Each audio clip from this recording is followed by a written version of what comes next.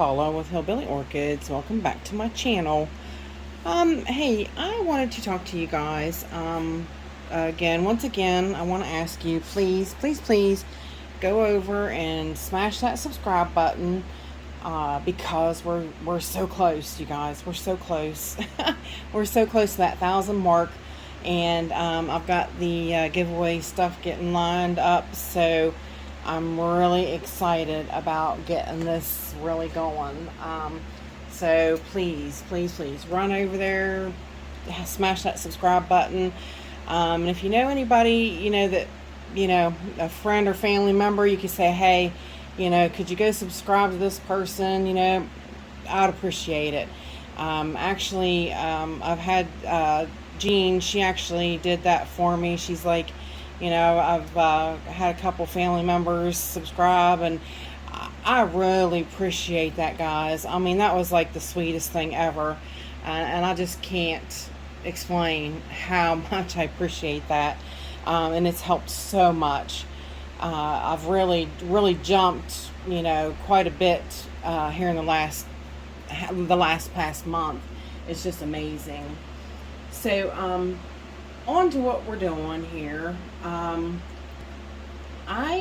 My last video was just a huge success, and I'm really tickled about it because I kind of jumped back to how I felt when I was a newbie. When I was new, my husband bought me a Phalaenopsis for Valentine's Day. Betcha he wishes now that he didn't. But anyway, so then of course I run to YouTube like anybody else would, and I'd say, how do you take care of this plant? So that's how I started, and I started learning that way.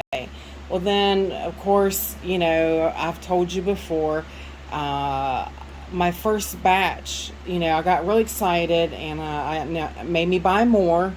And my first batch like that, I wound up, I watered all together, and I learned really fast that you don't share water because dead. It started killing off my orchids, and I was like, nope, I should have never done that. So I almost gave up. So like I've said a million times, had it not been for Rick L, I would have given up. Would have just been over. So and I like that I like to jump back because it's been quite a while since I had those googly eyes and those rose-colored glasses.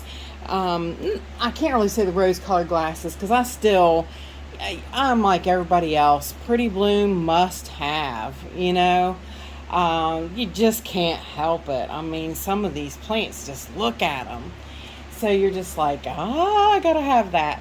And so then, and like I told you, you learn as you go along. So then you get more advanced into growing, and you wind up with a plant like this. Now this, I hope, I prompt somebody who's a more seasoned grower. Now you get this after probably 5-6 years of being potted. You wind up with this Cattleyas grow pseudobulb after pseudobulb after pseudobulb on the rhizome. Okay, so then you wind up into this plant that's slowly growing up and out of the pot. So this is the Cattleya Ethel's Paradise in Calipolana that I had bought when the only show I've ever went to was the Pittsburgh show, and I bought it in 3/17/18. I'm pretty sure that was the year that I went to the Pittsburgh show, and the last time I repotted it was 2/17/21. So here we are already it's 4/11/23. So you see, just in that 3-ish years, how much she has grown up and out of the pot. I have let her get a little too far, and now it's time to deal with this plant. As you can see, it makes her very top heavy. She wants to fall over all the time because all of her mass is right here now. she has grown lead upon lead, or pseudobulbs, as Yoshi would say. She's grown pseudobulbs on top of pseudobulbs. And these roots should have been in the media, which I have been training them to go in the media, but she is just way up high. And of course, you see, she is, again, making new growth. So, and this one, this growth here is a new growth, and it would maybe flower again. It just got done flowering, so I snipped that one. But this plant is not, I need to get it repotted. I need to get it out of this pot. I need to get it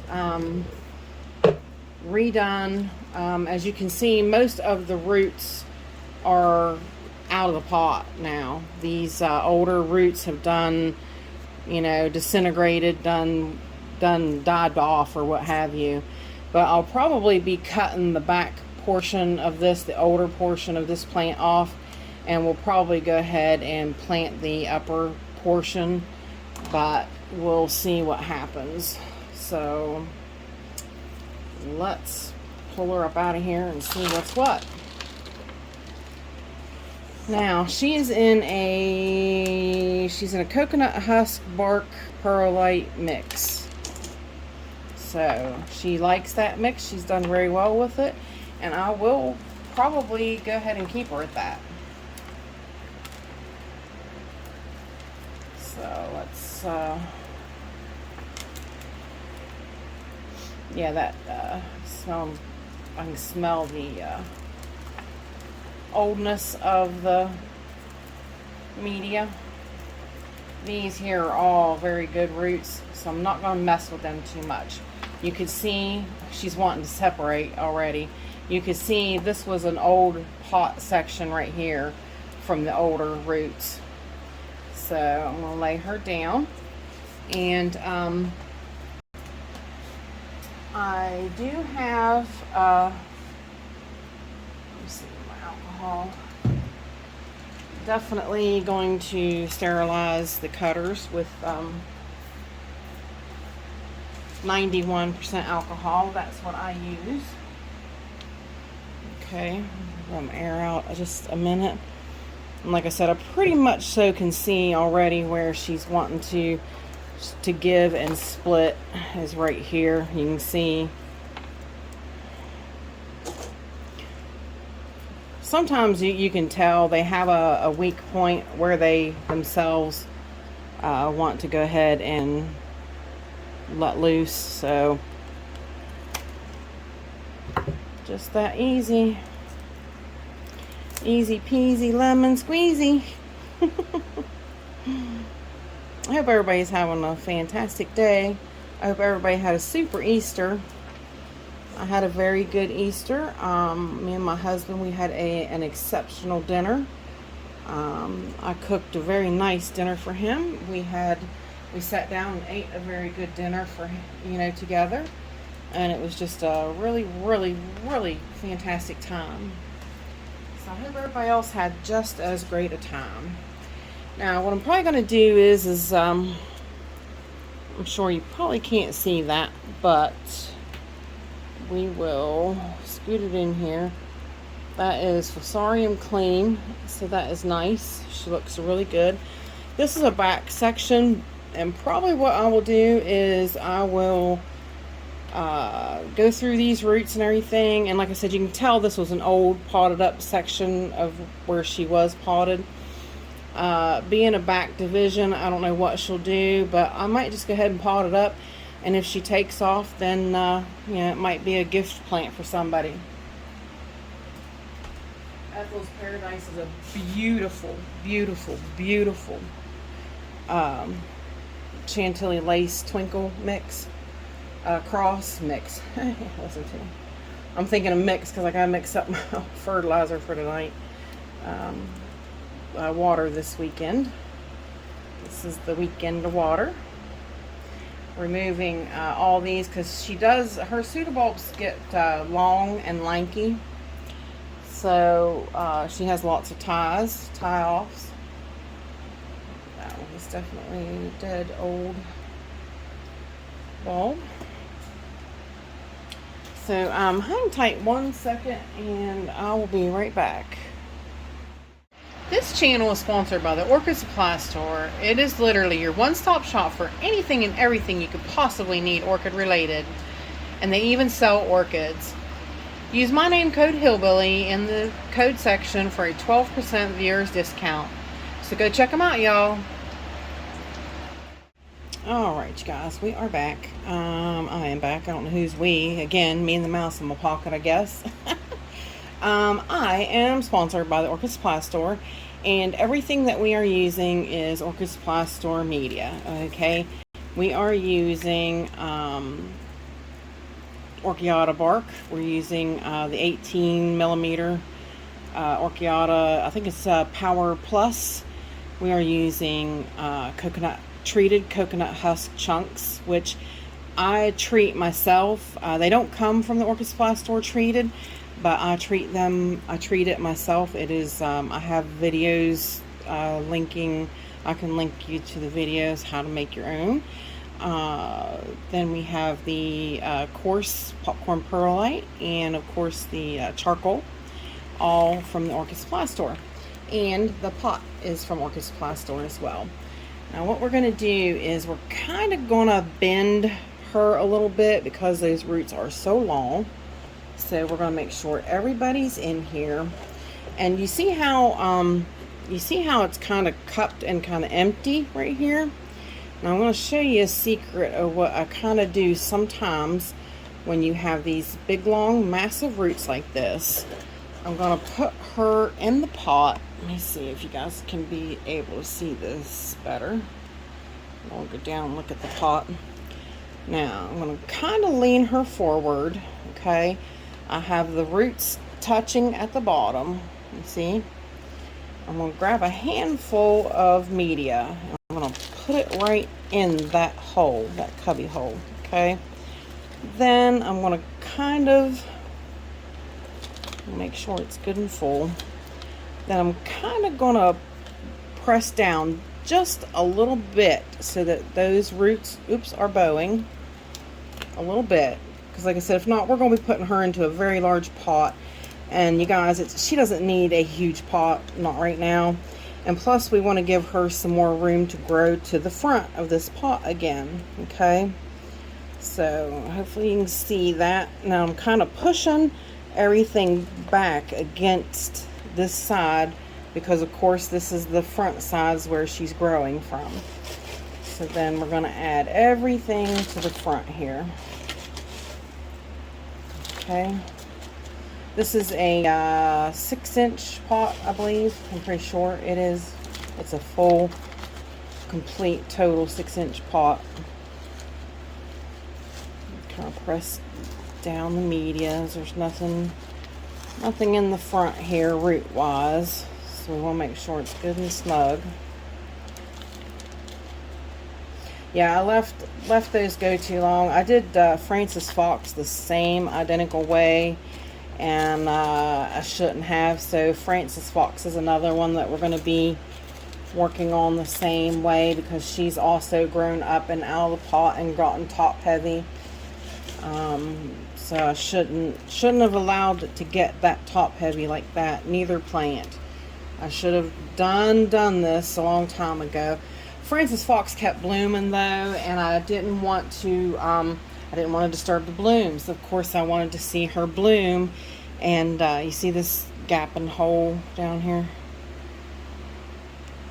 Gotta take care of that. Can't leave that.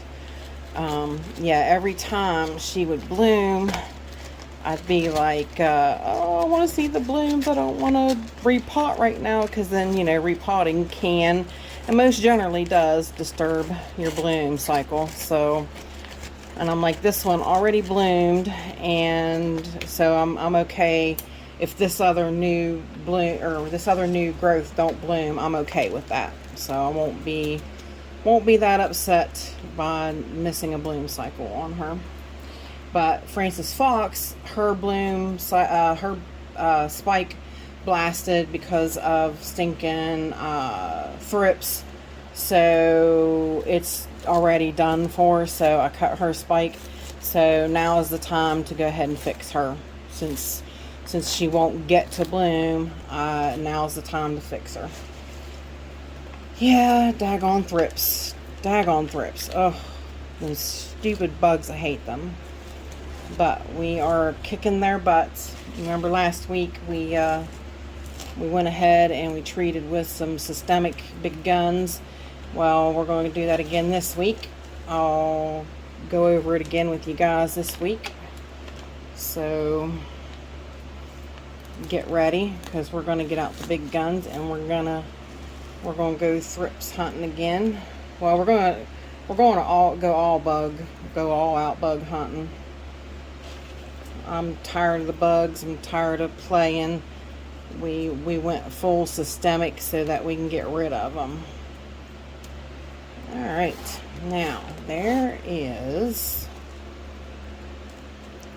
I really would have liked her to go down a little bit more, but you know, I didn't want to bow those roots too much. But she's okay now. This will do just fine. I'll be okay with how she does from here. Like I said, those will come out there, and then those roots will come down. She'll grow up and out a little bit more, but that's okay. We'll fix it more next time, next potting. Like I said, I didn't want to really make her go any bigger. Didn't want to get her in a bigger pot. So 4, 11, 23. So that was her repot date, and there you guys go.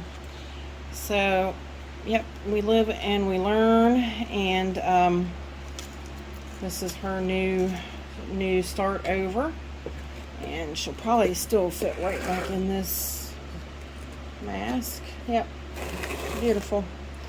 So there we go.